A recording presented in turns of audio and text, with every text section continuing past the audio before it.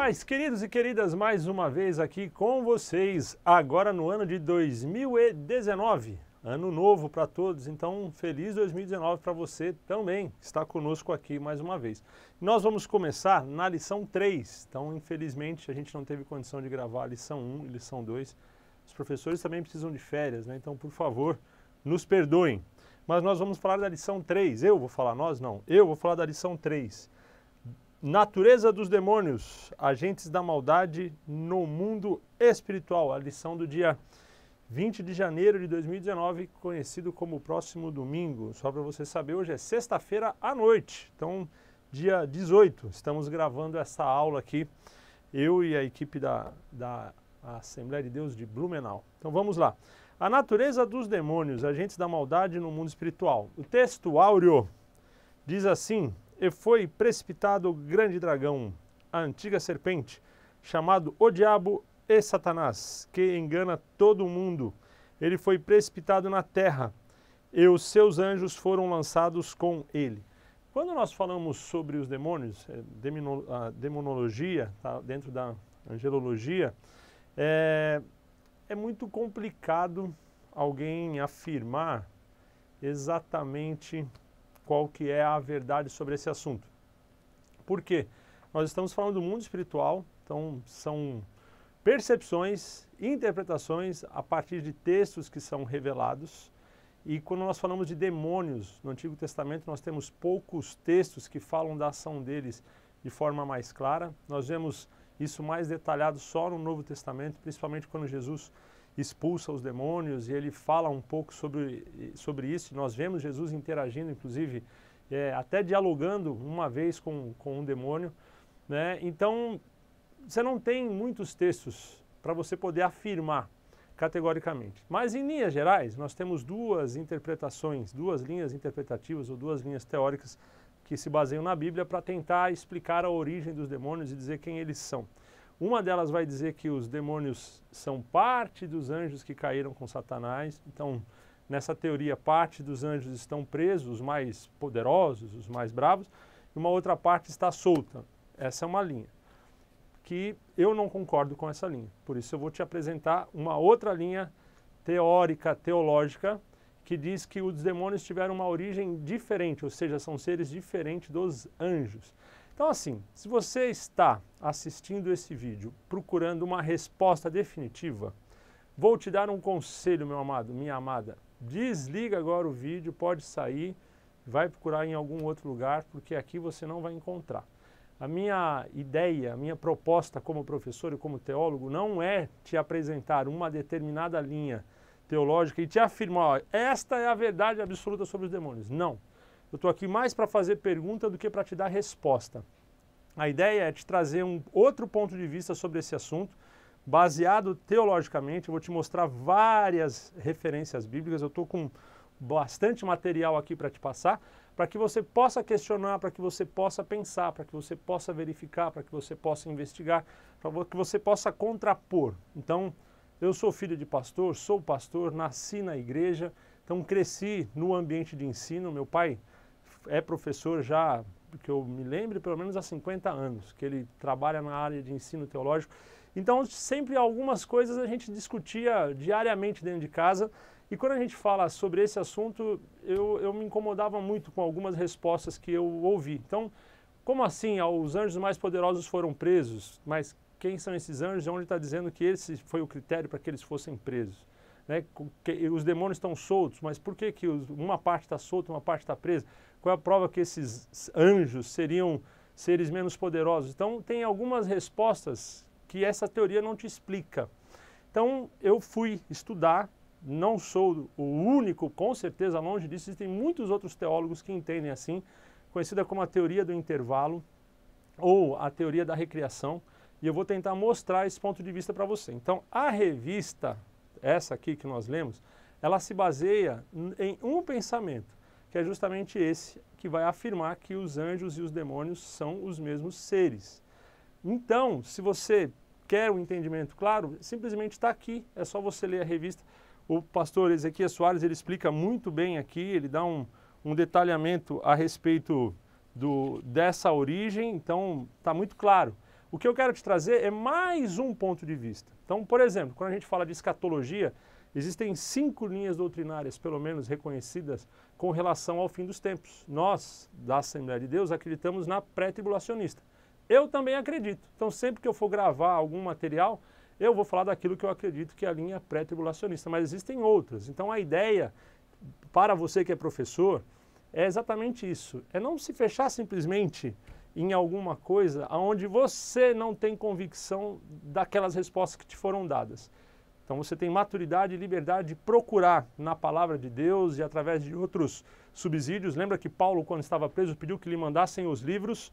Então, para que você possa ter um entendimento mais claro. Lembrando que isto é teoria. Não tem como ninguém, afirmar que essa é a verdade absoluta sobre os demônios. A menos que você tenha um demônio preso em algum lugar e aí você interrogou o demônio e o demônio te contou toda a verdade. Lembrando que eles são os portadores da mentira, então fica difícil de você mesmo assim provar que aquilo que te foi dito é a verdade. Então, é uma linha doutrinária, é mais uma teoria a respeito da origem dos demônios que eu vou compartilhar com você. Entendido? Então, a partir deste entendimento, eu vou trazer para você uma linha cronológica baseada nessa verdade, baseada nesse entendimento, com vários textos, para a gente contrapor. Como diria Sócrates, da discussão nasce a luz. Então, como teólogos que somos, minha proposta é discutir com você a respeito disso, tá bom? Então vamos lá, quem são os demônios? Seriam os anjos que caíram? Então a gente leu aqui em Apocalipse 12:9 que Satanás foi lançado na terra e os anjos com ele. Então vamos ver lá em 2 Pedro 2:4, hoje vamos usar muito a Bíblia, isso é ótimo. 2 Pedro 2:4 e depois Judas, somente o versículo de número 6. Então eu vou ler os dois textos com você e fazer uma análise textual aqui. Então diz assim, 2 Pedro 2:4, porque se Deus não perdoou aos anjos que pecaram, mas, havendo-os lançado no inferno, os entregou às cadeias da escuridão, ficando reservados para o juízo. Então, Pedro, ele não fala alguns anjos que pecaram, mas Deus não perdoou alguns anjos que pecaram, não. Pedro fala, mas se Deus não perdoou aos anjos, então esse artigo, ele dá o sentido de totalidade. Então, com exceção de Satanás, que a Bíblia explica textualmente que Satanás foi lançado na terra, e nós vamos ver em vários outros textos Satanás andando, rodeando, cirandando a terra. Em Jó, quando Deus pergunta para ele de onde ele vem, ele fala de passear e rodear a terra. Você não vai ver Satanás em nenhum outro texto junto com outro anjo passeando na terra. Você sempre vê Satanás quando a Bíblia fala que ele está na terra, nós sempre vemos Satanás sozinho. Foi assim no Éden, é assim nesse texto de Jó. E em qualquer outro texto onde você vê a presença de Satanás, você vê Satanás sozinho. Nós temos depois outras referências sobre demônios. Então esse texto de Pedro fala que aos anjos, dá a entender da totalidade, todos os anjos.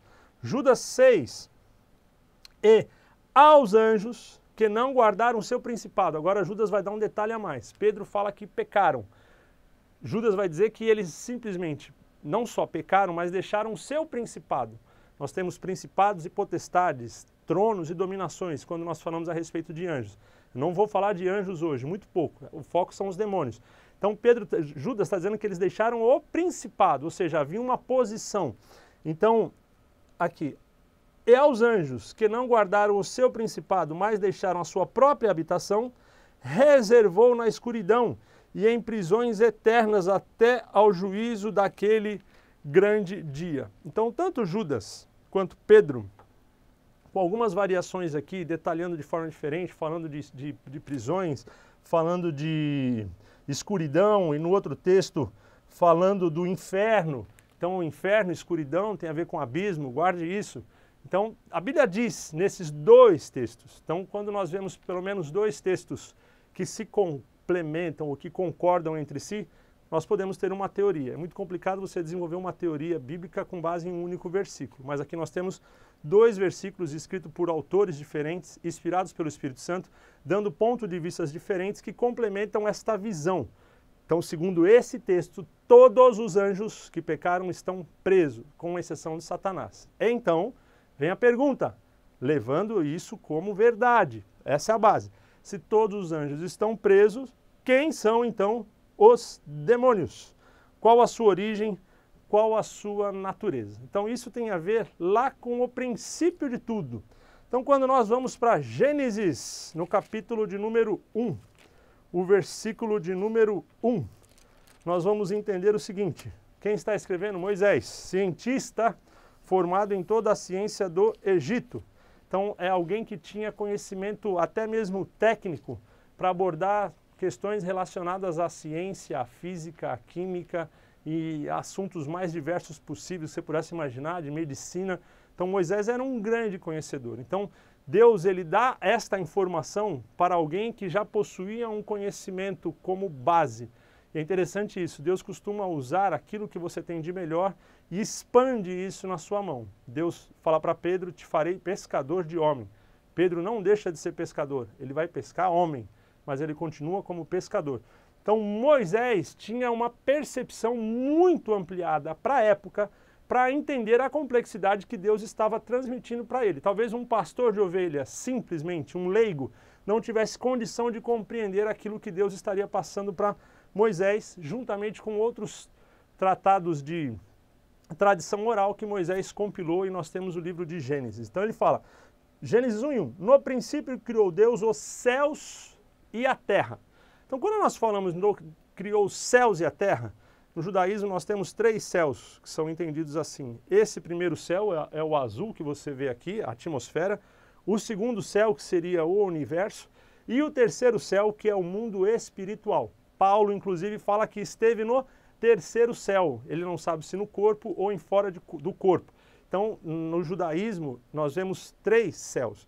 Então, Moisés está dizendo que no princípio, em um determinado ponto, que foi o início de tudo, antes desse ponto, somente Deus existia. Mais nada, nem o nada existia. Deus era absolutamente tudo.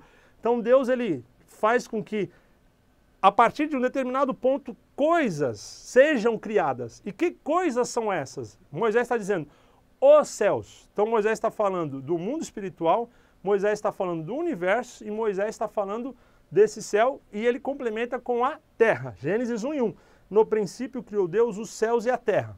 Olha só, nós vamos agora para Isaías 65, versículo 17. Vamos achar Isaías, aqui é ao vivo e assim fica melhor. Vamos lá.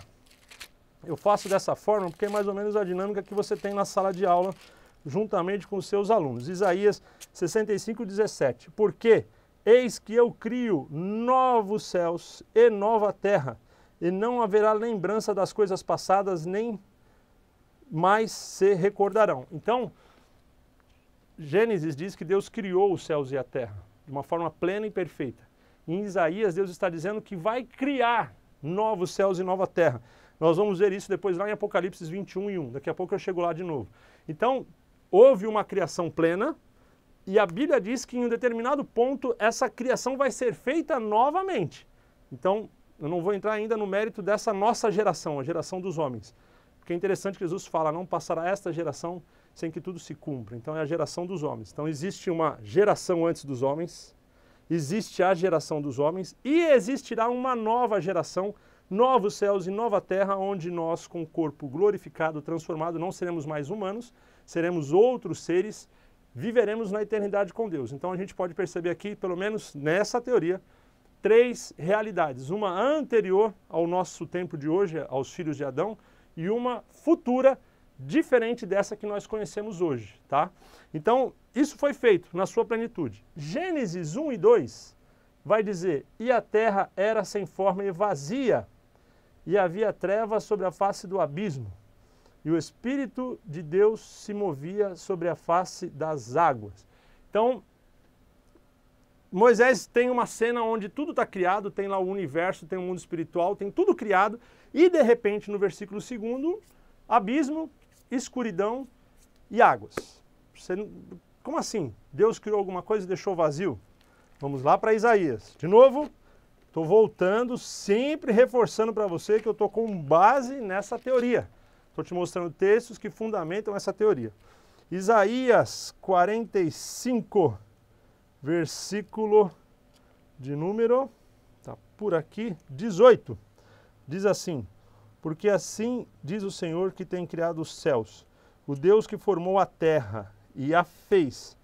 Ele a estabeleceu, não a criou vazia, mas a formou para que fosse habitada. Eu sou o Senhor e não há outro. Ah, pastor, mas o contexto de Isaías é outro. É outro. O contexto de Isaías 45, ele está profetizando sobre aqueles que estariam no cativeiro, e Deus está dizendo, olha, eu sou Deus que digo que vocês vão sair do cativeiro e vão voltar para a terra prometida. Então quem é o Deus que promete isso? É o mesmo Deus que criou a terra e não fez a terra vazia, fez a terra para que fosse habitada. Então eu sou esse Deus que estou prometendo que vocês vão sair do cativeiro e vão voltar para a terra prometida. Então sim, há uma conexão nesse texto com esse entendimento. Deus criou a terra, não a criou vazia, a fez para que fosse habitada. Algo acontece e a terra fica vazia. Observe, no versículo 2, nós vamos ver, vou repetir, de Gênesis 1 e 2, e a terra era sem forma e vazia, e havia trevas sobre a face do abismo, e o Espírito de Deus se movia sobre a face das águas. Então, neste ponto, onde a terra está sendo criada, lembra que os céus e a terra já foram criados, está lá. No princípio criou Deus os céus e a terra. Então já foi criado. Deus não faz nada imperfeito, Deus não faz nada incompleto, Deus não deixa nada para acabar. Está pronto. Mundo espiritual, os céus, plural. E Isaías mostra que haverão novos céus e nova terra, uma outra realidade. E aqui a gente vê essa terra destruída. Então você vê agora o Espírito sobre a face das águas, ele está na terra, como daqui eu estivesse olhando para um planeta destruído. Ele não é Deus de fora da terra, olhando a terra vazia. Deus que está nas águas, olhando a terra. Uma pergunta que eu sempre tive, e é uma resposta que eu quero tentar compartilhar com você. 70% do nosso planeta é formado de água, certo? 70% do planeta Terra é formado de água. Você não achou curioso, nunca te incomodou o fato da Bíblia não explicar a criação da água? Gênesis 1 e 1, no princípio criou Deus os céus e a terra. Gênesis 1 e 2, e a terra era sem forma e vazia. Vazia, se é vazia não tinha que ter água, está vazia. E o Espírito de Deus se movia sobre a face das águas. A água é formada de quê, irmãos? Hidrogênio, oxigênio. São dois átomos. Cadê a criação dos átomos para formar essas moléculas? E lá no fundo das águas já havia terra, já havia calcário, já havia um material solidificado. Você vai ver depois, quando Deus dá a ordem para que as águas se separem e a porção de terra seca aparece. A porção não é criada. Então como é que a Bíblia não explica a criação da água se 70% do planeta é água? Será que é uma questão muito complexa para Deus criar? Não, então não vamos abordar, pula, só vamos mostrar Deus sobre as águas. Lógico que não. Estou sendo irônico, por favor. Então, porque não há questão, necessidade de explicar neste momento. A terra havia sido criada, havia vida na terra, esse é o entendimento. Ela foi destruída por um agente, vou chegar nele já já. E com a destruição desta terra, o que sobrou? Só sobrou água. E aí você vai ver Deus na face dessas águas, olhando para cima, olhando para aquele planeta, e ele começa a recriar, essa é a expressão, recriar a terra a partir deste versículo em diante. Eu vou ler só alguns versículos para te ajudar no entendimento, e tem um desencadeamento aqui totalmente lógico, que é feito por Deus. E disse Deus, haja luz. Espera aí, haja luz tem a ver com luminosidade. Foi criado os céus e a terra. Se foi criado os céus, o que já tem lá em cima no céu? Já tem o sol? Já tem a lua? Já tem estrelas? Já. Ou Deus criou céu sem sol, sem lua, sem estrela, uma terra parada no meio do nada, e aí depois disso é que Deus vai criar o universo e vai ligar o universo em volta da terra? Então esse pensamento que a terra era o centro do universo, isso já foi provado que não é verdade. A terra faz parte de um sistema, que faz parte de uma galáxia, num movimento totalmente gigantesco. Ela está inserida nisso e não é o centro disso. Então eu vou ter que acreditar agora que a Terra é o centro do universo. Então, haja luz e houve luz. E viu Deus que a luz era boa e disse, chamou a luz de dia e as trevas de noite. Quando você está num lugar muito nublado, acabou um temporal, você não vê o sol, mas você vê a luz, a luminosidade está ali. Então lembre que com a destruição do planeta Terra, o meteoro, ó, aspas, que caiu na Terra, destruiu a vida, a ciência já mostrou isso, destruiu a vida, levantou uma grande camada de gases que fechou, impediu a entrada do Sol e a vida da Terra morreu. Então Deus está olhando, está tudo escuro, então ele dá uma ordem, haja luz. Meu entendimento, pelo amor de Deus, tá, irmãos? É minha percepção. Pela ordem de Deus, aquela camada de gases é dissipada a ponto que a luz entra. Veja o próximo versículo. E viu que era boa a luz e fez separação entre a luz e as trevas. E Deus chamou a luz dia, as trevas chamou noite. E foi a tarde e a manhã do dia primeiro. E disse, haja uma expansão no meio das águas. Então tinha muita água, vapor em cima, e muita água, o mar que nós conhecemos, embaixo. Então era tanto vapor que não entrava luz, não tinha mais nada. Então Deus faz com que esse vapor seja expandido, haja uma expansão, uma separação entre as águas que estão em cima, vão ficar lá em cima nas nuvens, e as águas que vão ficar embaixo. E fez a expansão e separação entre águas que estavam debaixo da expansão e águas que estavam sobre a expansão, e assim foi. Ele chamou as expansão céus. Ei, mas Deus já tinha criado os céus no versículo 1. Então os céus aqui no contexto do planeta Terra. E foi a tarde e a manhã do dia segundo. E disse Deus, ajuntem-se as águas debaixo dos céus num lugar, e apareça a porção seca, e assim foi. Então Deus não cria a porção seca, Ele manda que ela apareça, porque ela já havia sido criada. Aonde? Em Gênesis 1. Então a partir desse desenvolvimento, no próximo dia, ele chamou Deus a porção terra seca, e o ajuntamento das águas chamou mares, e viu Deus que era boa. Pangeia, só um pedaço de terra. A terra vai ser dividida em continentes lá no dilúvio, isso é uma outra história. E disse Deus, produza erva verde, semente, e assim vai. E continua. Lá, somente lá no versículo 14, entrando no quarto dia, haja luminares na expansão dos céus para haver separação entre o dia e a noite, e sejam eles para sinais de tempos determinados dias e anos, e sejam para luminares a expansão dos céus, para iluminar a terra, e assim foi. E fez Deus dois grandes luminares, o luminar maior para governar o dia, e o luminar menor para governar a noite, e fez as estrelas, e aí continua. Então, quando nós entendemos que Deus recriou uma terra que estava disforme, não entrava a luz, não tinha a luminosidade do sol, da lua, nem das estrelas, e Ele faz com que isso seja percebido da terra, porque Deus está criando da terra, Ele faz questão de estar aqui, deste ponto de vista, Ele vai recriando tudo.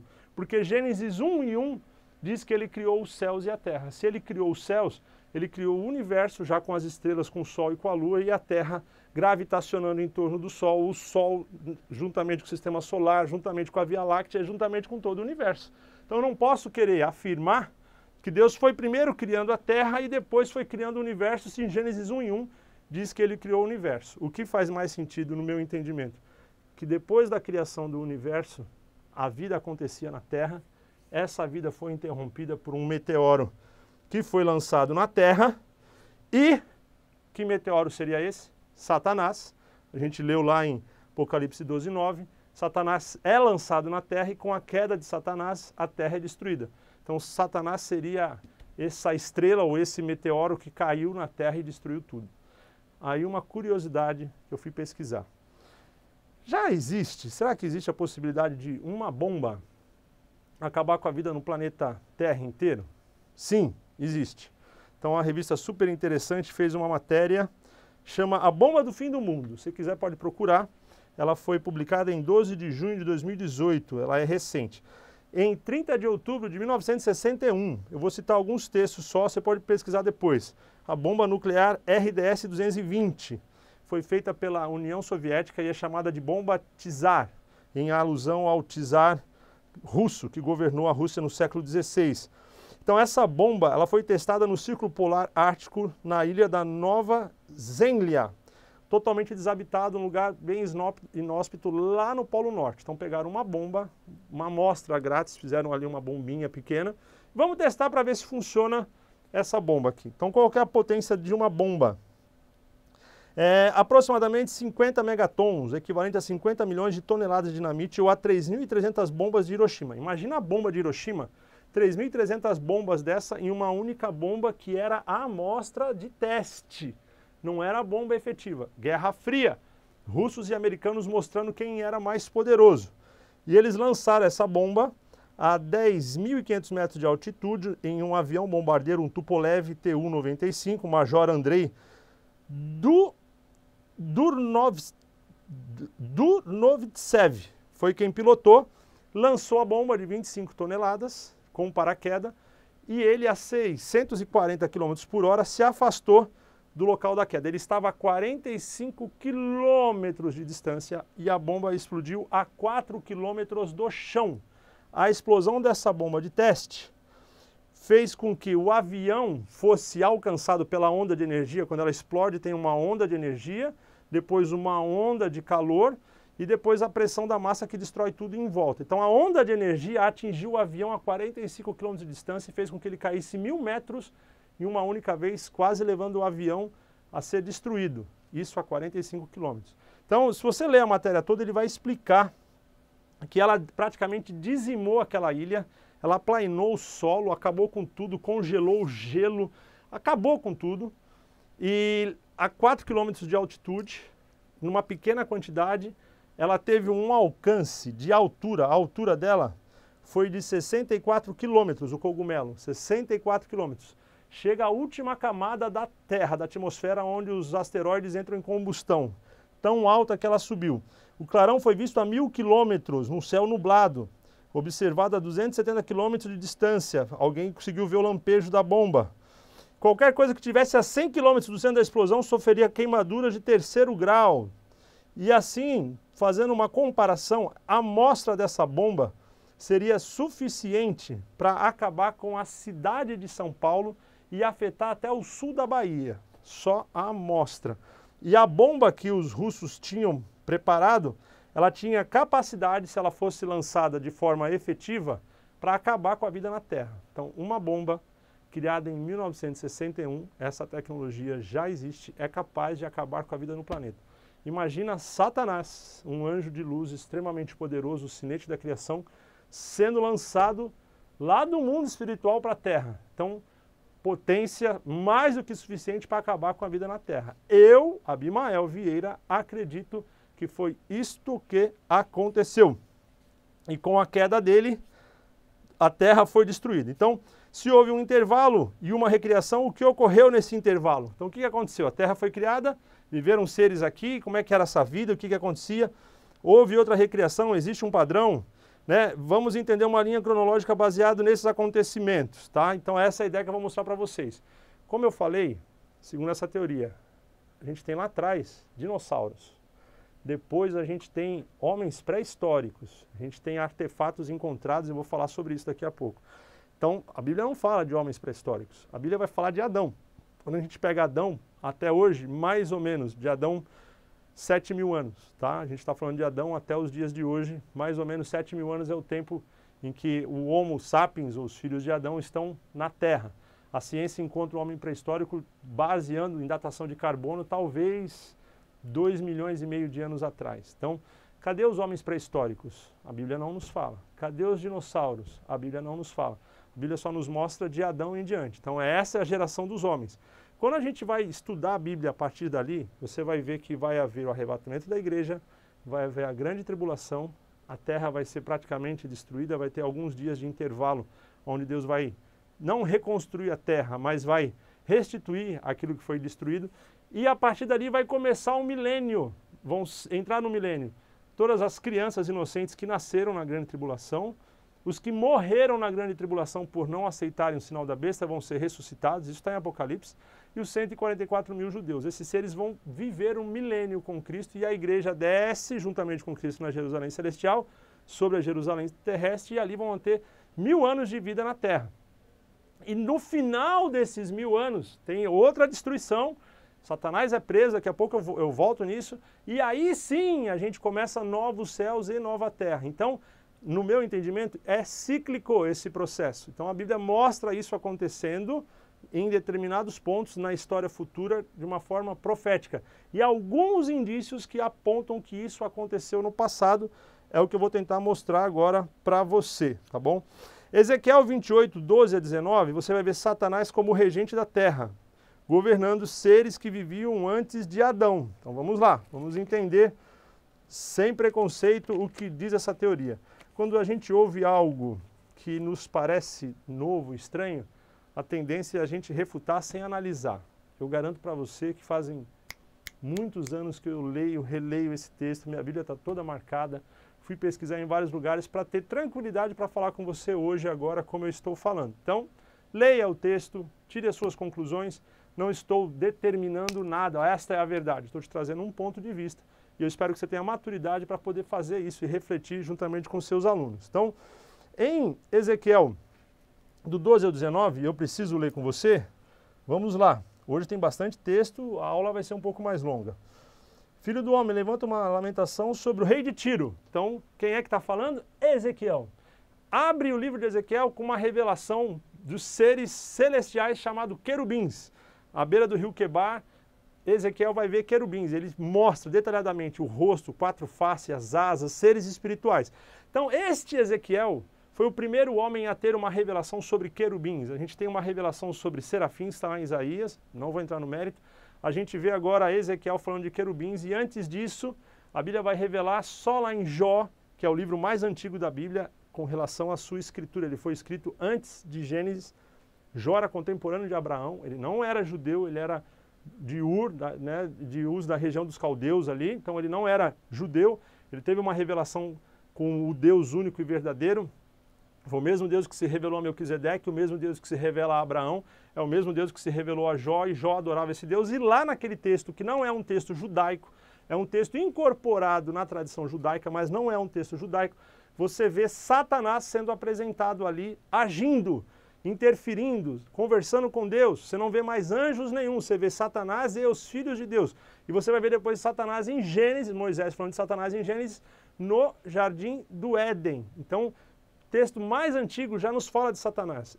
O texto que vai revelar mais sobre os anjos é Isaías, que dá um lampejo só, depois aqui Ezequiel, Daniel vai falar dos anjos, mas não vai falar de uma forma a determinar que são seres querubins, serafins, ele fala de seres espirituais, e lá na frente em Apocalipse, João vai falar dos 4 animais, dos seres viventes que estão lá no céu, que tem alguma coisa a ver com esses querubins e com os serafins de Isaías. Então, quem é o primeiro a ter uma revelação mais detalhada sobre esses seres especificamente é Ezequiel. Por isso, Ezequiel começa a falar sobre o rei de Tiro, e ele vai aferir ao rei de Tiro a imagem de um querubim. Só que Ezequiel tinha claro quem eram os querubins e a diferenciação entre eles. Então, a profecia que Ezequiel está falando, inicialmente é sobre o rei de Tiro, porém ela vai se desenrolando e mostrando sobre um ser espiritual que era um querubim, semelhante àqueles seres que ele tinha visto no rio e que viveu em algum momento. E é isso que eu vou tentar mostrar para você. Levanta uma lamentação sobre o rei de Tiro e diz-lhes: assim diz o Senhor Jeová, tu és o aferidor da medida, cheio de sabedoria, perfeita em formosura. Agora, estavas no Éden, jardim de Deus, toda pedra preciosa era a tua cobertura. Então, peraí, como é que esse ser está no Éden? Até aqui tudo bem. A gente vê lá no jardim do Éden, Satanás juntamente com Adão e Eva. Então, estavas no Éden, querubim no Éden. Então, não é Tiro, o rei, né? Do rei de Tiro. Não é o rei de Tiro, porque o rei de Tiro não tinha como estar no Éden, no jardim de Deus. Então, essa profecia vai se referir a um outro ser. Que ser é esse? Então vamos lá. Jardim de Deus, toda pedra preciosa era a tua cobertura, e a Bíblia vai dizer quais são essas pedras, enfim, e o ouro. A obra dos teus tambores e dos teus pífaros estavam em ti. No dia em que foste criado, foram preparados. Então, quando esse ser é criado, os instrumentos, alguns instrumentos são criados também. Tu eras querubim ungido. Querubim, seres poderosos que ele viu, ungido para proteger. Proteger o quê? Proteger a quem? Te estabeleci no Monte Santo de Deus, estava no meio das pedras afogueadas, andavas. Então ele estava no Monte Santo de Deus e ele estava no Jardim do Éden. O Monte Santo de Deus vai aparecer lá em Apocalipse, que é onde fica o templo de Deus. Então esse ser, ele estava tanto no céu quanto na terra. Ele tinha acesso a 2 lugares. O que ele está fazendo numa terra vazia, se só tinha Adão e Eva? Será que esse ser vivia na terra antes de Adão e Eva, então? Vamos entender. Perfeitos era nos teus caminhos desde o dia em que foste criado até que se achou iniquidade em ti. Na multiplicação do teu comércio se encheu o teu interior de violência e pecaste, pelo que te lançarei profanado fora do monte de Deus e te farei perecer ao querubim protetor entre pedras afogueadas. Elevou-se teu coração por causa da tua formosura, corrompeste a tua sabedoria por causa do teu resplendor. Por terra te lancei, diante dos reis te pus para que olhem para ti. Então, se ele estava no Éden, jardim de Deus, e foi lançado na terra, em que ponto da história Satanás foi lançado na terra? Depois de Adão ou antes de Adão? Se foi lançado antes de Adão, como é que tinham reis para ver a queda de Satanás? Será que existiam seres que viviam na terra de uma forma ordenada e eram regidos por ele? Te lancei diante dos reis, te pus para que olhem para ti. pela multidão das suas iniquidades, pela injustiça do teu comércio, profanaste os teus santuários. Então tem templos aqui, os teus santuários. Então, no Jardim do Éden não tinham santuários. Então que santuários são esses que foram profanados? Eu vou explicar daqui a pouco. Foram profanados por ti. Onde é que está? Pela injustiça do teu comércio, profanaste os teus santuários. Eu, pois, fiz sair do meio de ti um fogo que te consumiu a ti e te tornei em cinza sobre a terra aos olhos de todos os que te veem. Todos que te conhecem entre os povos estão espantados de ti. Em grande espanto te tornaste e nunca mais será para sempre. Então dá a entender nesse texto que havia sim seres que habitavam na terra, que eram regidos por Satanás, que não é Satanás o nome dele, é uma curiosidade. Satanás do hebraico quer dizer adversário, é um adjetivo. Diabo vem do grego, quer dizer também adversário. Então você não tem o nome de Satanás. Lúcifer não aparece na Bíblia, ela aparece na tradução do grego, que é o portador da luz, que tem a ver com o texto de Isaías que eu vou ler, que é a estrela da manhã. Então Lúcifer, Satanás e diabo são adjetivos. O nome dele ninguém conhece, o nome dele foi riscado, desonra. Então você não tem o nome desse ser. E ele era um querubim. Ezequiel está dizendo que ele era um querubim, que ele vivia no Éden, que ele estava no monte de Deus e que havia uns santuários onde Deus era adorado e ele profanou sendo adorado naqueles santuários diante de todos os reis da terra. Então é um relato meio assombroso. Por quê? Ezequiel não está falando do rei de Tiro, ele começa falando do rei do Tiro. Quando ele fala de querubim, ele associa a um ser que ele apresenta no capítulo 1 e 2 totalmente diferente. Então que ser é esse? Satanás. E é isso que a gente vai ver. Então, quando a gente vai agora para Isaías 14, vamos lá para Isaías 14, a gente vai ver o complemento dessa visão. Lembra que eu falei que eu vou fazer uma linha cronológica. Então a gente vê a criação do universo, Isaías 1 e 1, Isaías 45 e 18, a terra habitada, como foi dito, Ezequiel 28, 12, Satanás, em determinado momento, decide tomar o poder para si e ele decide ser adorado. Então esse é o desejo dele. E Isaías 14, do 12 ao 20, eu não vou ler todo o texto agora, mas ele diz assim: como caísse do céu, a estrela da manhã, filha da alva, como fosse lançado por terra, tu que debilitava as nações. Então ele debilitava quais nações, se em Adão e Eva não haviam nações na terra? E tu dizias no teu coração: eu subirei ao céu e acima das estrelas de Deus exaltarei o meu trono, no monte da congregação me assentarei, da banda dos lados do norte. Então ele tinha o trono dele, lembra, principados e potestades, tronos e dominações, ele tinha o trono dele. Então dá a entender que ele vivia na terra, tinha seu trono, regia a terra junto com esses seres e com os seus anjos. Havia um grupo de anjos que ficavam juntamente com ele. Ele decide um dia não mais adorar a Deus, decide que ele deve ser adorado e agora ele vai querer subir ao céu para tomar lá o lugar de Deus e se assentar naquele lugar. Subirei acima das mais altas nuvens e serei semelhante ao Altíssimo. Lembra no Jardim do Éden, ele fala para Adão e Eva: se comeres do fruto serão semelhantes a Deus. Era o desejo dele ser semelhante a Deus. Ele fala de colocar o trono dele na banda do norte. Dá a entender, pela posição norte, sul, leste, oeste, seria a destra do trono de Deus, aonde entende-se que seria o trono de Cristo. Então, na verdade, Satanás queria assumir o lugar de Cristo e fazer parte ele da Trindade. Então, por isso ele se opõe a Cristo ferrenhamente até hoje. E contudo, levado serás ao inferno, ao mais profundo do abismo. Inferno e abismo. Os que te virem te contemplarão, considerar-te-ão e dirão: é este o varão que fazia estremecer a terra e que fazia tremer os reinos? Em que momento, irmãos, Satanás fazia tremer a terra e estremecer os reinos? Se nós vemos Satanás na Bíblia, lá no Jardim do Éden, só havia Adão e Eva. Então haviam reinos antes, havia alguma coisa antes aqui. Essa teoria vai dizer que sim, haviam seres que eram governados por ele e ele era quem regia a terra e levava esses seres a adorarem a Deus. Para você ter ideia, no milênio, os moradores da terra terão que ir anualmente até Israel adorar a Deus. E se algum reino da terra não for, naquele ano não chove no seu país. Está no texto bíblico, eu não vou me lembrar agora exatamente aonde, mas depois eu posso pesquisar e colocar nos comentários lá. Então, Jesus vai reger a terra.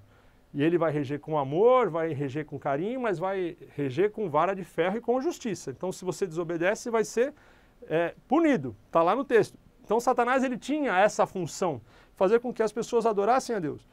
de certa forma, protegia essa adoração. Ele era querubim protetor. Até que ele decide, não, eu vou ficar para mim, agora eu quero essa adoração para mim. E ele decide ir para o céu, mas seria lançado. Que punha o mundo como, lançado na terra, que punha o mundo como um deserto, assolava suas cidades e que aos seus cativos não deixava ir soltos para a casa deles. Todos os reis das nações, todos eles, jazem com honra cada um na sua casa, né? Mas ele não seria lançado na sepultura. Então, segundo esse texto, vou voltar para a gente deixar claro. Gênesis 1:1, criação do universo. Gênesis 45:18, a terra habitada. Ezequiel 28, do 12 ao 19. Satanás, regente da terra, governando os seres que viviam antes de Adão. Isaías 14, do 12 ao 20, decide tomar o trono e subir ao céu, e aí tomar lá o lugar da habitação de Deus. Em Apocalipse 12, do 7 ao 9, vai acontecer batalha lá no céu. Vamos ver aqui. Então ele reuniu seus anjos, vou subir ao céu e vou lutar agora para tomar o trono. Está lá em Apocalipse, ele chegando lá no céu. E houve batalha no céu. Miguel e seus anjos batalhavam contra o dragão, e batalhava o dragão e os seus anjos, mas não prevaleceram, nem mais o seu lugar se achou nos céus. E foi precipitado o grande dragão, a antiga serpente, chamada o diabo e Satanás. Então João explica quem é esse ser que decidiu lá em Isaías 14 subir para tomar o trono.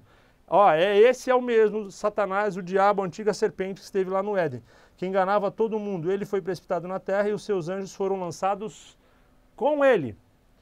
No versículo 4, a sua cauda levou após si a terça parte das estrelas do céu e lançou-as sobre a terra. Então você vai ver Satanás sendo lançado na terra juntamente com os seus anjos. Então peraí, pastor, se os anjos foram lançados na terra, os anjos são os demônios. Mas lá em Judas, em Pedro, explica que eles foram lançados na terra e presos no abismo.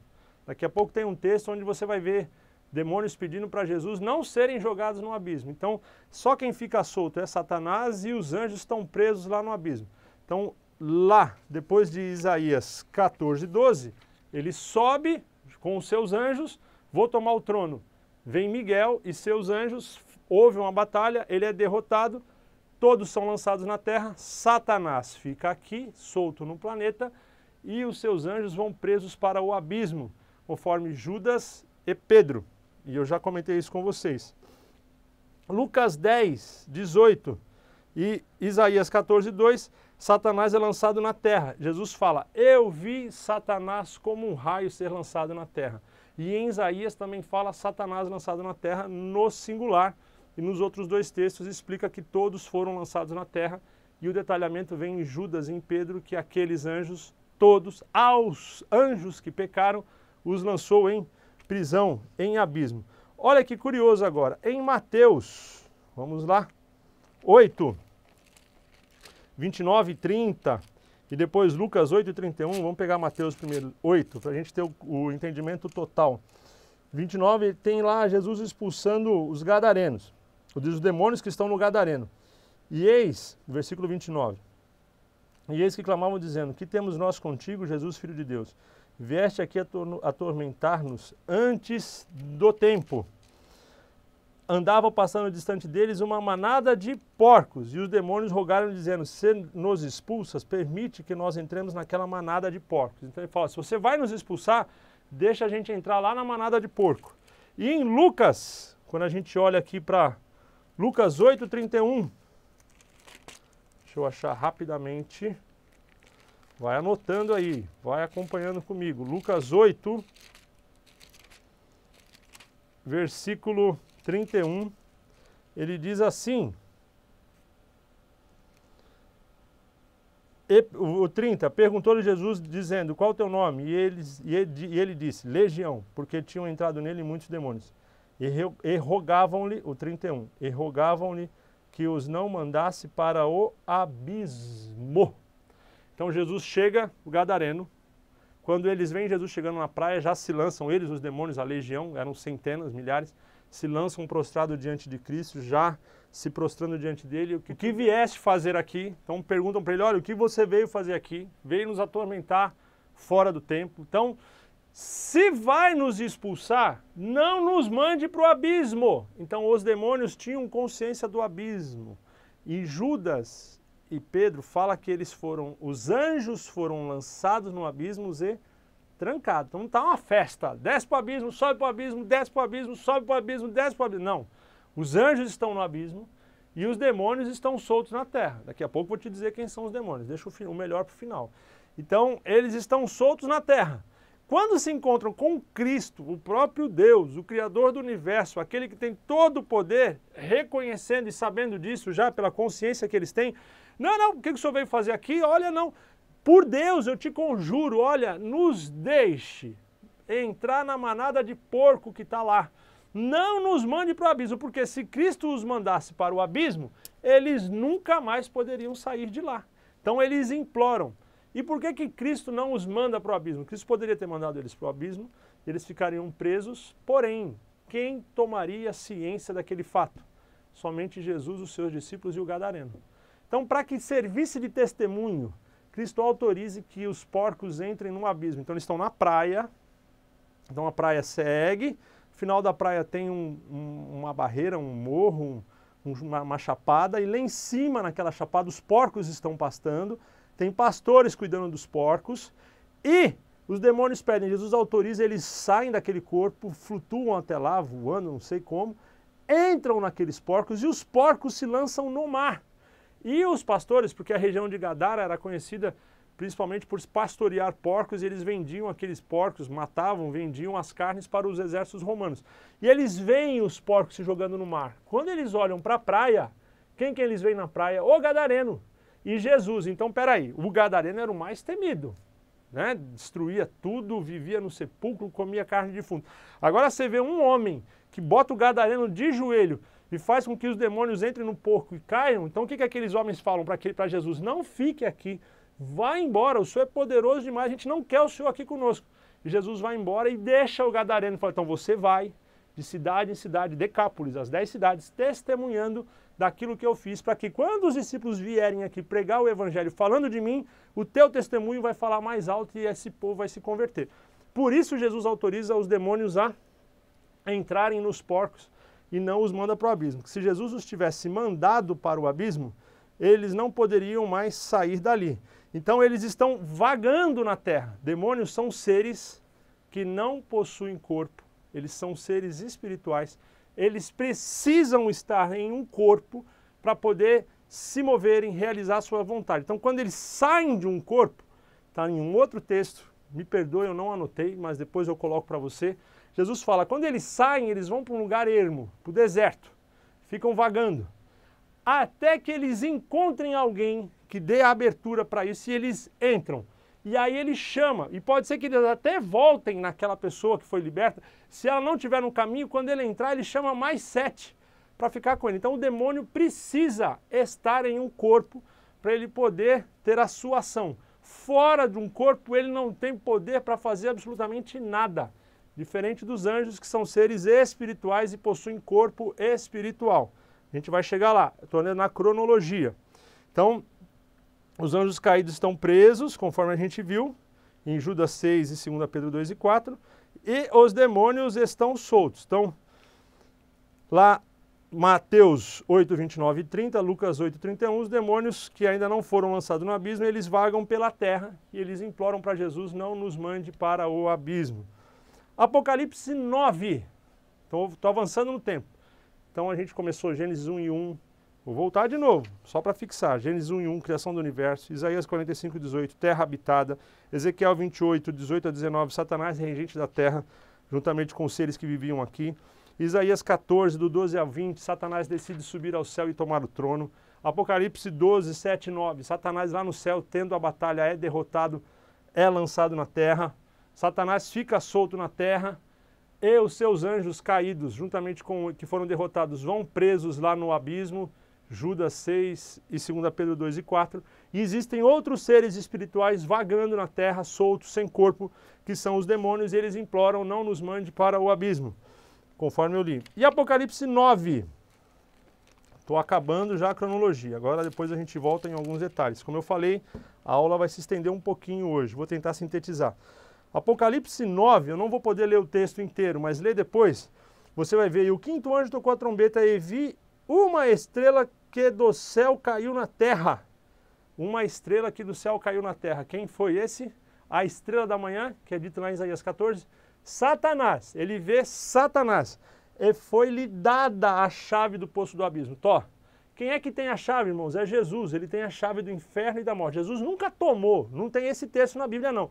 Ele tem, ele não tomou, Jesus tem a chave do inferno e da morte. Ele entrega a chave na mão de Satanás, leia o texto, Satanás abre o abismo, né? E ele é chamado de Abaddon, Apolion, o destruidor, e abriu o poço do abismo e subiu da fumaça do poço, a fumaça de grande fornalha do poço, escureceu-se o sol e o ar, e vieram gafanhotos na terra, e foi-lhe dado poder como de escorpiões, e foi-lhes dito que não fizessem dano à erva da terra, nem a verdura alguma, nem a árvore alguma, mas somente aos homens que não têm na testa o sinal de Deus, e foi-lhes permitido que os matassem, e foi-lhes permitido, não que os matasse, mas que por 5 meses o atormentassem, e o seu tormento era semelhante ao tormento do escorpião, quando fere o homem.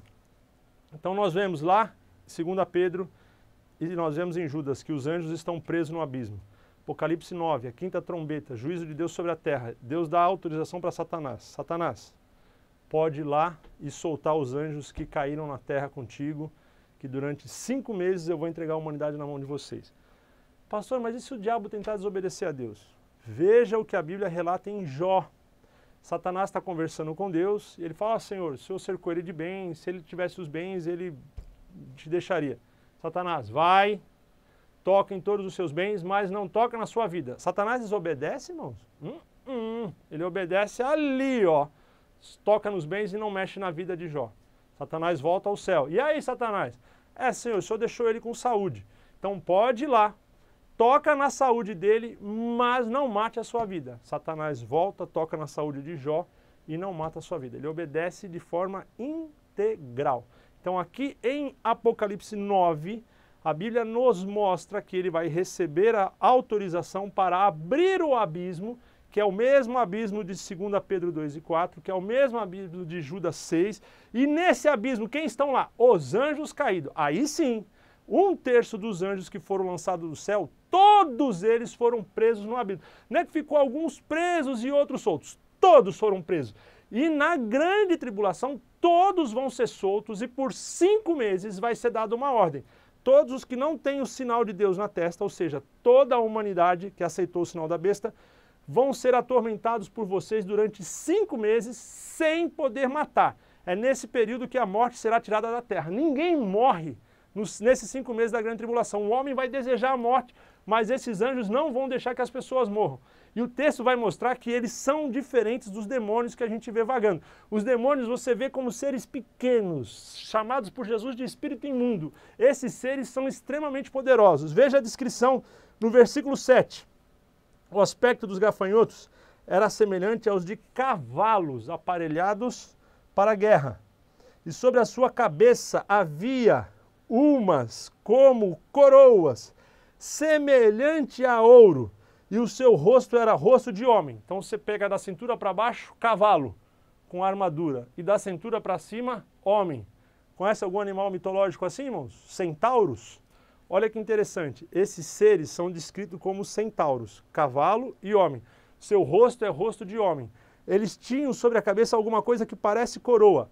Perderam o principado. Está lá em 2 Pedro, os que deixaram o principado, então eles tinham coroa, já não é mais de ouro, é semelhante a ouro, perdeu o brilho, perdeu a glória. Então na visão de João está explicando quem são esses seres, são os anjos que lutaram com Satanás. Coroa, rosto de homem. Veja que na visão de Ezequiel e dos 4 animais, os querubins eles têm face de homem, face de leão, face de águia e face de touro. Querubim vem do hebraico, querub é touro, querubim, mais de um. Então você vê um ser espiritual que é metade touro, metade homem. Tem algum animal assim na mitologia? Minotauro. E uma das outras faces é águia e leão. Tem algum animal assim na mitologia? Os grifos, você vai ver principalmente lá no Egito, a esfinge com corpo de leão, cabeça de homem e asa de águia. Tem um livro que eu recomendo para você, Fator Melquisedeque, Dom Richardson. Ele vai falar que em todas as culturas, em todas as religiões, você vai encontrar ali inserido pistas, sinais, indicações da existência de um único Deus monoteísta, que é o nosso Deus, e de seres espirituais que foram revelados a essas essas outras nações, esses outros povos.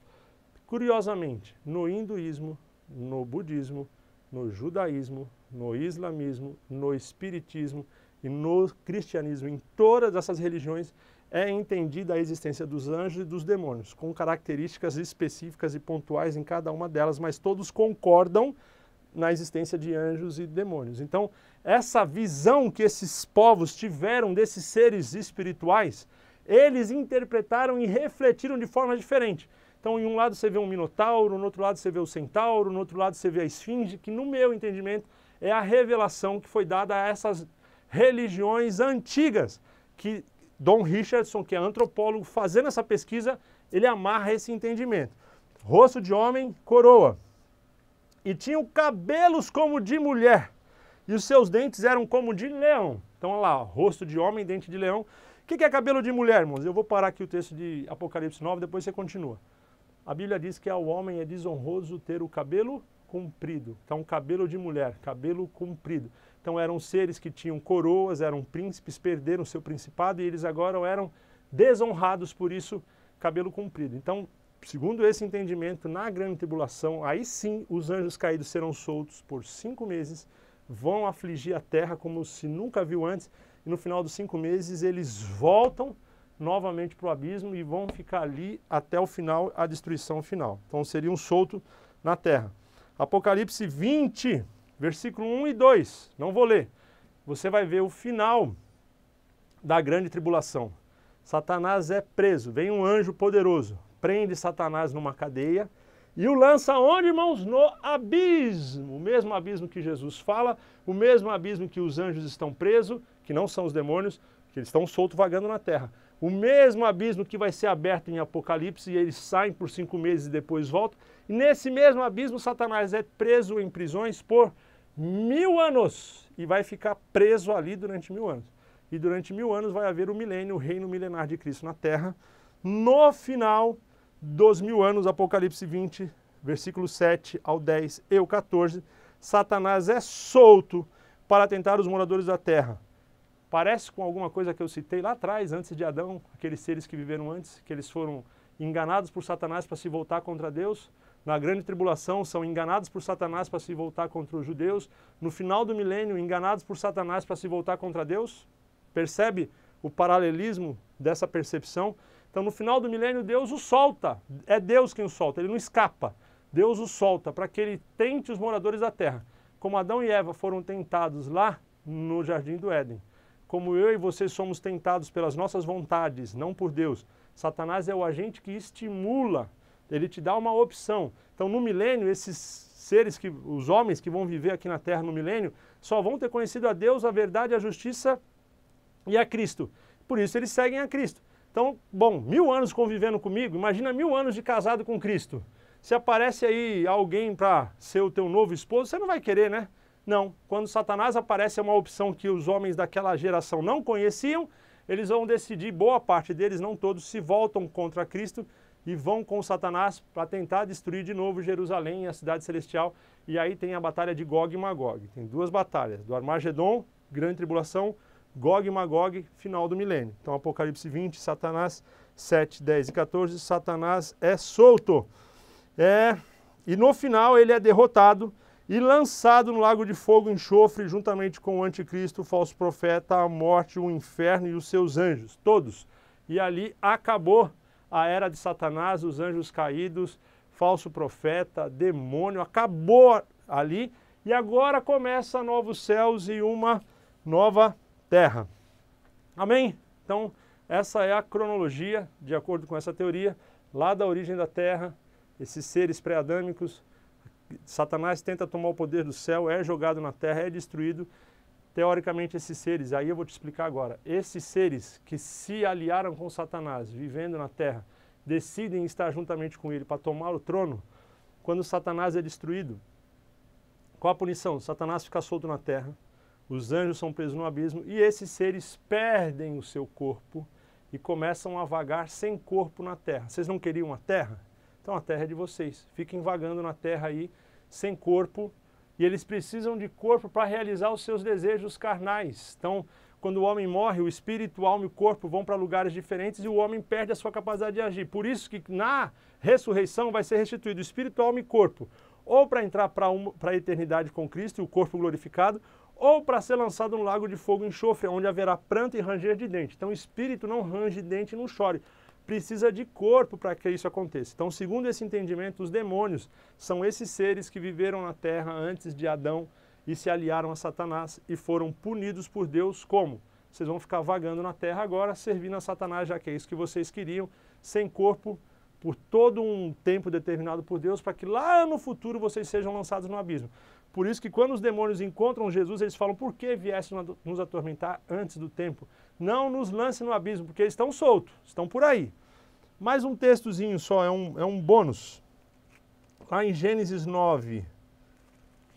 Vamos lá. Não estou acabando ainda não, viu, gente? Vai demorar um pouquinho hoje. Vocês me desculpem, mas esse texto aqui talvez seja a aula mais complexa que eu já dei. Estou tentando fazer isso da forma mais rápida possível. Gênesis 9, eles estão saindo, Noé e seus filhos saindo da arca. E olha só, Deus vai fazer uma aliança com ele. Depois vocês leem tudo lá. Quero marcar algumas coisas só. E será o vosso temor e o vosso pavor sobre todo animal da terra e sobre toda a ave dos céus. Tudo o que se move sobre a terra e todos os peixes do mar nas vossas mãos são entregues. Tudo, versículo 3. Então, Deus está falando, tudo o que se move sobre a terra, todos os peixes, certo? Tudo, né, que se move. Então está aqui, todos os peixes do mar são entregues e tudo que se move sobre a terra. Deus está dando tudo para Noé e seus filhos. No versículo 3 tem um detalhe agora. Sabe aquela coisa do legislador? Tem um detalhe da lei ali, o artigo daquele parágrafo. Tudo que se move, vírgula, que é vivente, será para vosso mantimento. Tudo vos tenho dado como erva verde. Irmão, tem alguma coisa que se move que não é vivente? Se move, tem que ter vida. Então, o que se move? Estava ali, juntamente com Noé, juntamente com seus filhos, estavam ali se movendo, mas não eram viventes.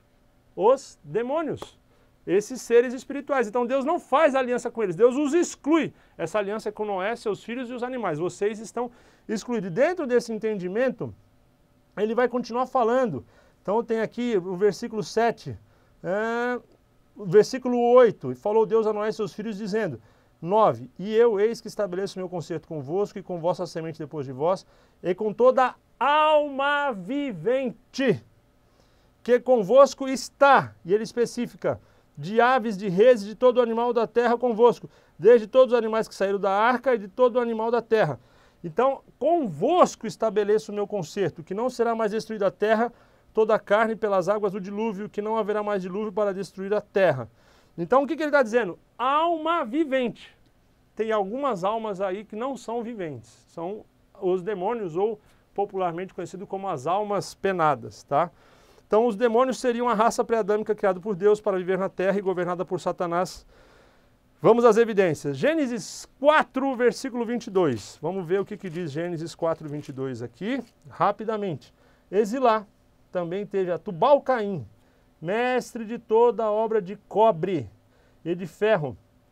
E a irmã de Tubal-Caim foi Naama, certo? Então, mestre do bronze e ferro, pelo texto, você pega as gerações de Adão, a Bíblia vai dizendo que viveu tantos anos, e assim vai, até chegar lá em Cristo, até chegar aos dias de hoje, a gente estabelece cerca de 7, 8, 9 mil anos, tá? Então, é a existência. Então, esse Tubal que aparece aqui, Tubal-Caim, é neto de Adão. Mais ou menos 6.500 é o tempo. Seria 6.500 a.C., é o tempo mais ou menos aqui de Tubal-Caim. Ele é o mestre do cobre e do ferro. Porém, irmãos, segundo a história, a idade do cobre, pode pesquisar, é em 3.500 a.C. Então, em 6.500, você já tem aqui Tubal-Caim dominando o ferro e o cobre. Ele tem um conhecimento absurdo sobre essas ligas metálicas. E o que acontece? A idade da pedra, você tem vários artefatos arqueológicos que foram encontrados pelo mundo, seta, armas de pedra lascada, ossos de homens pré-históricos. Isso vai datar de 2.500.000 a.C. E não há um registro bíblico. Isso nunca te deixou desconfortável? Como é que a Bíblia não fala da criação da arma, da pedra? Por que a Bíblia só vai citar o bronze?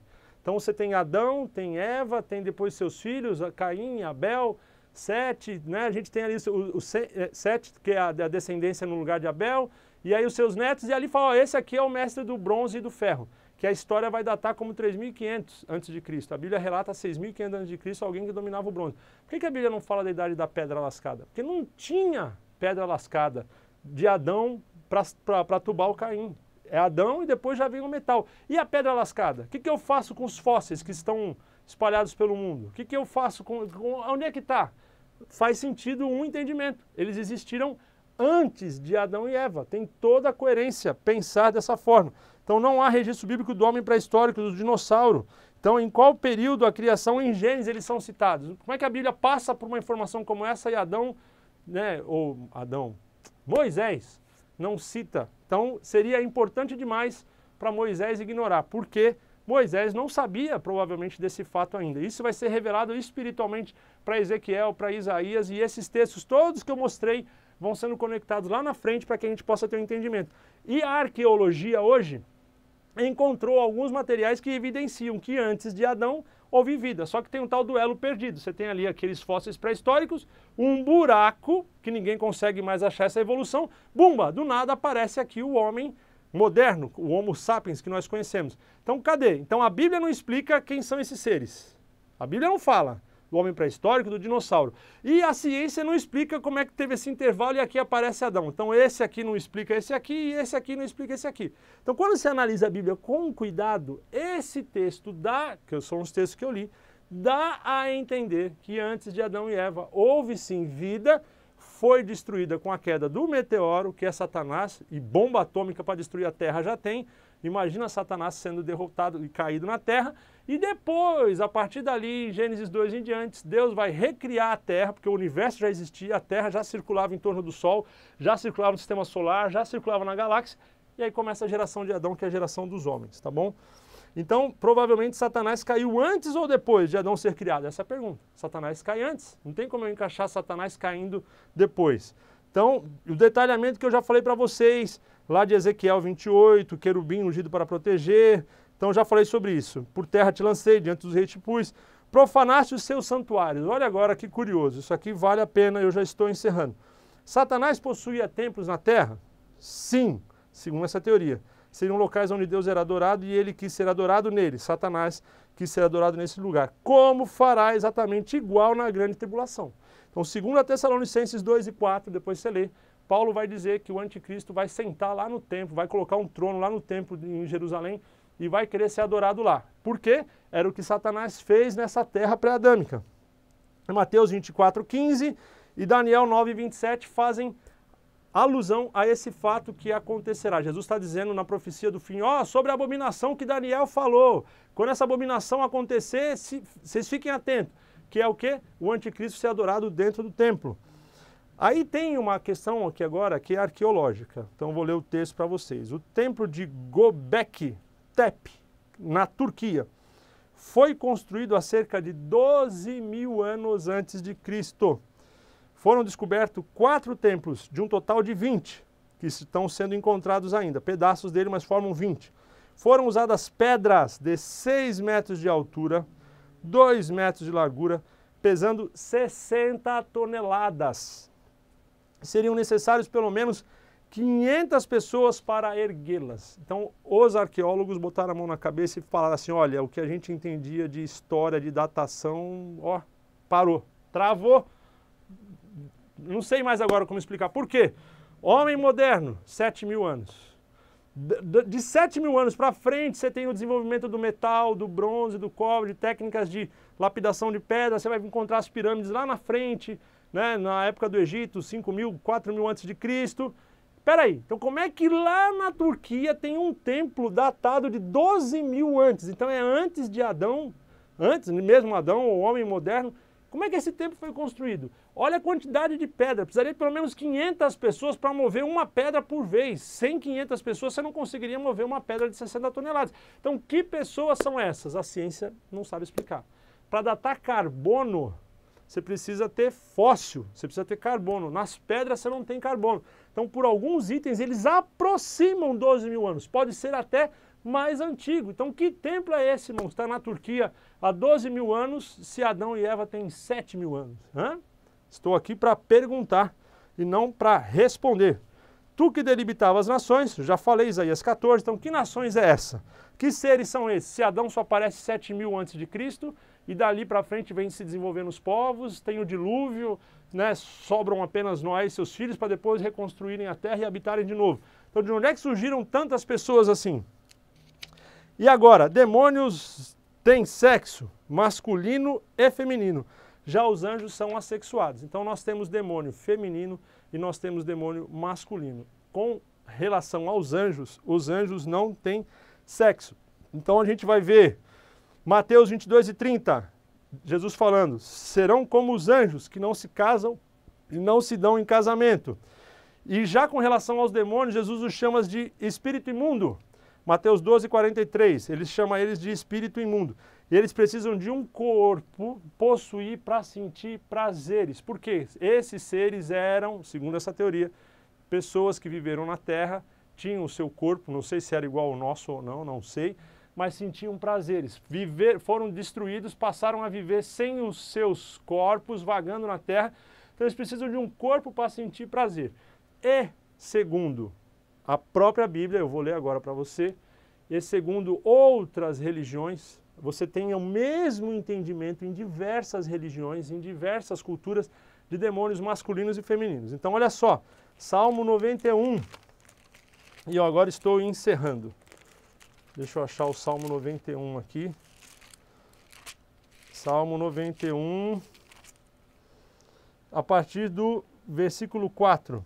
Ele te cobrirá com suas penas e debaixo das suas asas estará seguro e a sua verdade é escudo e broquel. Não temerás espanto noturno, nem seta que voe de dia, nem peste que ande na escuridão, nem mortandade que assole ao meio-dia. 4 manifestações. Quando você pega no hebraico, eu tenho o Salmo em hebraico em casa, eu ia trazer, acabei não trazendo.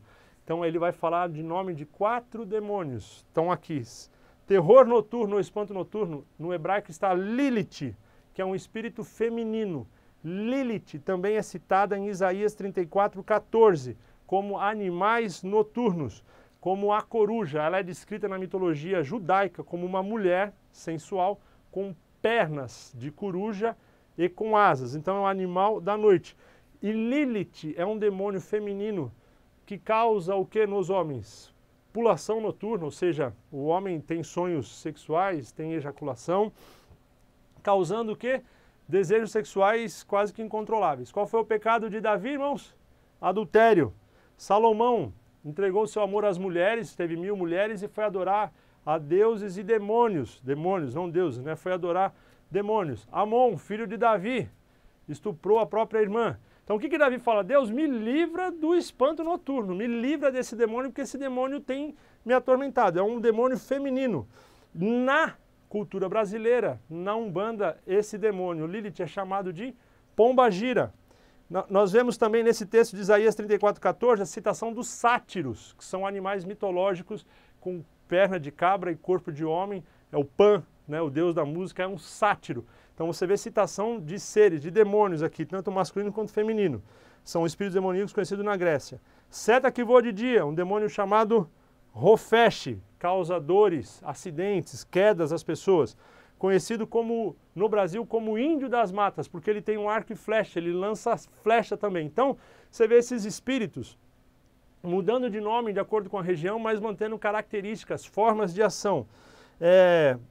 E peste que anda na escuridão, Deber, causa doenças, epidemias, peste. E mortandade que assola ao meio-dia, Keter, causando acidentes. E lá, em outras culturas, você tem outros demônios femininos, chamado Abizul, que é dos sumérios, causava o aborto das mulheres. Ala, um demônio feminino búlgaro, causador das tempestades que destruíam as plantações. Os sucubos, do grego, causavam o que? O desejo do sexo, da pornografia. Poludinitsa, na Europa Oriental, causadora da loucura, conhecida como o demônio do meio-dia também, das insolações, como aquele que é a mortandade que assola o meio-dia, o mesmo demônio lá de Salmo 91. Lamashtu, sumério, era um demônio feminino que atacava os recém-nascidos. E Astarote, está lá em 1 Samuel 31:10, e em todo o Antigo Testamento você vê a citação de Astarote, que é um demônio feminino, a deusa fenícia da lua ou a deusa dos bosques. E você vê, então, demônios masculino, feminino. Por quê? Eram seres, homens e mulheres, vou usar essa expressão, que viveram na terra antes de Adão. Com a queda de Satanás, tiveram seus corpos destruídos, ficam vagando pela terra e agora precisam possuir corpos para sentir prazeres que sentiam antes. Então, quando ele possui um homem, vai buscar prazer sexual, vai buscar cigarro, prazeres materiais, bebida, tudo que causa prazer, e mulheres possuem mulheres, como Pombagira e outros demônios que a gente vê femininos, está aqui em várias culturas, não é coincidência, a Bíblia fala de demônio feminino, tanto em Astarote quanto em Lilith, e em outras culturas citam demônios femininos, o que me leva a entender que existem demônios femininos e existem demônios masculinos. Estou citando alguns, tem muitos outros, se você procurar você vai encontrar. E a Bíblia cita pelo menos dois, Lilith e Astarote, tá? Na Bíblia são demônios femininos. Então, se anjo não tem sexo, como é que um demônio pode ser feminino e masculino? Então, o anjo é um ser assexuado. E o anjo possui corpo, um corpo celestial, um corpo de luz. E você vai ver os anjos aparecendo em Gênesis 18:8, quando Abraão recebe a visita deles na sua tenda, eles comem com Abraão. E você vai ver Paulo em 2 Coríntios 11:14, dizendo que Satanás pode se transformar em anjo de luz. Satanás pode se transformar, assumir a forma de animal, como ele fez a forma da serpente. Mas você não vê Satanás possuindo ninguém. Só quem possui são os demônios, que são espíritos que não possuem corpo. E eles precisam de corpo para sentir os prazeres que sentiam na vida anterior que tiveram na terra. Quando você vê lá em Mateus, e agora eu encerro, 16:23, que Jesus está indo para Jerusalém, e Pedro fala, não, Senhor, não vai, você não vai morrer. Jesus fala o quê para Pedro? Para trás de mim, Satanás. Irmão, Jesus exorcizou Pedro.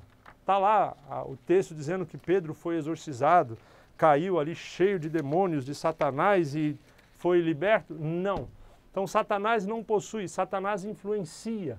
Na tentação do deserto, Satanás aparece para Jesus, olha, se prostraram e me adorares, olha. Então Satanás ele tem o poder de influenciar, não de possuir. Satanás não sabe o que você pensa, ele não entra na tua mente.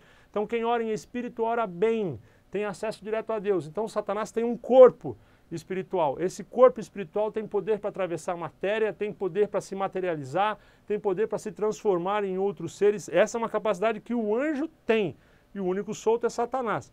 Os outros estão presos no abismo, conforme eu já te expliquei. Já os demônios, que seriam seres que viveram na terra e por castigo, por quererem viver na terra adorando Satanás, então vocês vão viver servindo a Satanás sem corpo agora, vagando no ermo. Então quando eles encontram um corpo, eles entram desesperados para sentir prazer. Algo que os anjos não precisam, eles não precisam sentir prazer físico porque eles não têm um corpo físico. Então, de uma forma geral, espero passei quase 1h30 aqui, mas ter tentado falar um pouco dessa linha geral aqui da doutrina dos demônios, que ela é muito abrangente, e se eu fizesse qualquer coisa diferente disso, eu não me sentiria confortável, eu me sentiria talvez leviano. Então, como eu disse, é uma teoria diferente da outra teoria que nós normalmente ouvimos e conhecemos, que é a teoria que diz que os demônios são parte dos anjos, ou seja, uma parte dos anjos que caíram foram para o abismo e outra parte foi solta, mas não explica para mim qual parte que foi, qual parte que não foi, porque a diferença entre eles que a Bíblia percebe. Então essa teoria, para mim, não explica muito bem esses meus questionamentos.